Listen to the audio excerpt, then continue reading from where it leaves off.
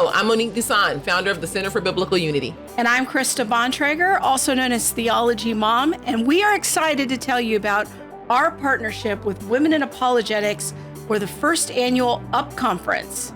Yes, July 17th and 18th. Please join us for the UP Conference. UP stands for Uniting People, and that's exactly what we plan to do. Please join us to help us change the conversation about race and unity. Now, I'm going to be doing a talk making the biblical case for racial unity.